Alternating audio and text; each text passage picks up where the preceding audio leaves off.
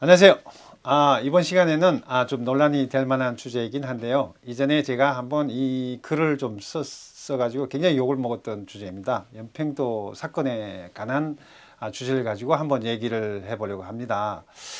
다 아시는 것처럼 2010년 11월 23일이죠. 북한이 이제 연평도에 포탄을 퍼부으면서 두 명이 사상자가 생기고 확인되지 않는 보도지만 북한은 40명이 전사했다. 이런 그 연평도 폭격 사건, 북한의 주민의 입장에서 한번 좀 얘기를 해보려고 해요. 자, 그때 이명박 정권 들어서 이제 남북 관계가 이제 단절되고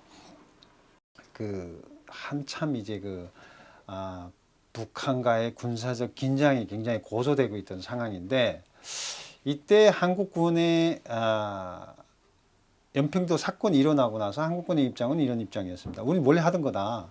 원래 하던 것뿐인데 북한이 우리를 자극하기 위해서 포탄을 날렸다. 그러니까 영토에 지금까지 우리가 53년도 정전된 이후에 여러 번 군사 분계선에서 아니면 해상에서 여러 번의 어떤 남북 간의 군사적 충돌이 있었지만 이렇게 폭탄이 터지고 막 공격을 하고 이런 어떤 대치 상황은 군사적 대치 상황은 없었거든요.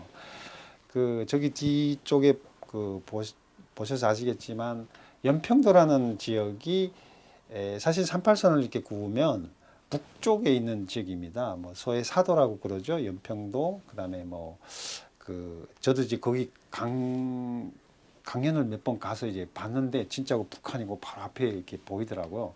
좀 북한은 자기 거라고 주장할 만한 그런 위치에 있는 군사 협정에서 좀 굉장히 좀 애매모호하게 이렇게 쉽게 말하면 이제 경계선을 그었는데 북한은 계속적으로 이제 그것이 우리 지역이다.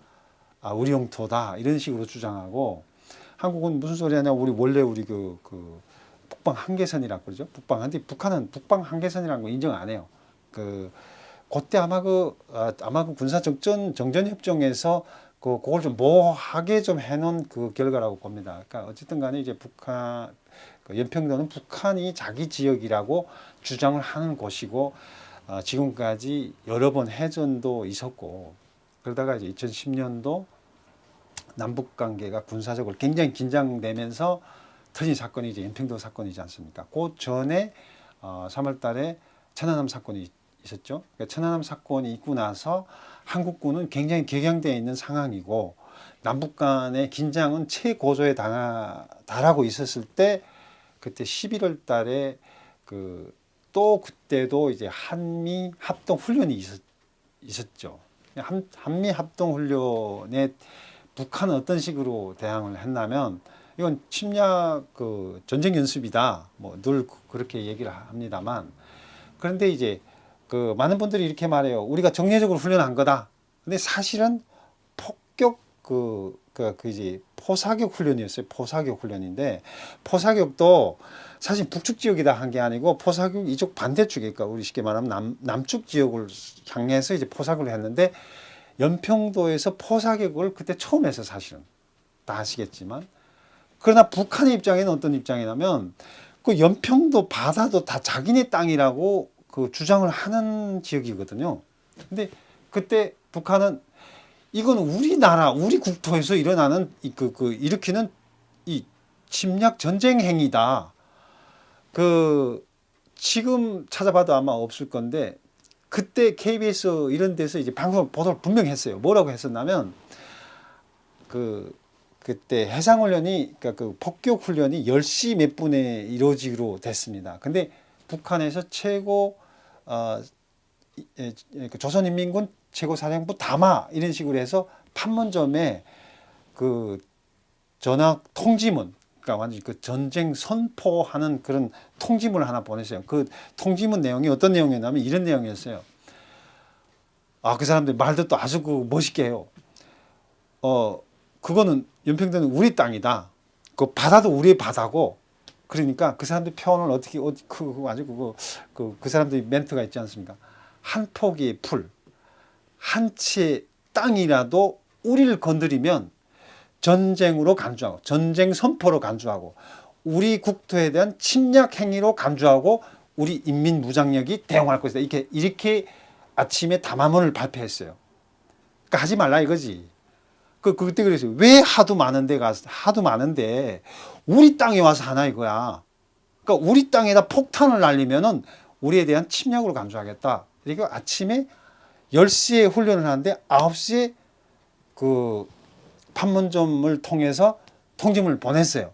근데 이명박 그때 군부 지금 기억 안 나는데 군부 수장이 너네 늘 그랬지. 구라쳤잖아. 그러니까 한 거예요. 북한은 북한식으로 대응을 했어요. 그러니까 저는 북한이 폭탄을 날린 데 대해서 잘했다라고 얘기는 하지 않습니다. 그러나 분명한 것은 우리 북한이 도발하잖아요. 이건 정확하게 도발이에요.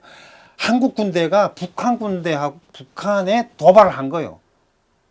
북한의 표현대로 하면 침략 행위를 한 거예요. 그 사람들이 이렇게 말했거든요. 우리 국토에 대한 침략 행위로 간주하고 한 포기 풀, 한 채 땅이라도 침범하는 날에는 우리 혁명 무장력이 대응하겠다. 전쟁으로 간주하고 대응하겠다. 그 분명 아침에 말했어요. 근데 그거 지금 찾아보니까 다 없어요. 그러니까 북한의 입장은 어디 간지 없어. 그러니까 정말 우리가 평화를 원하고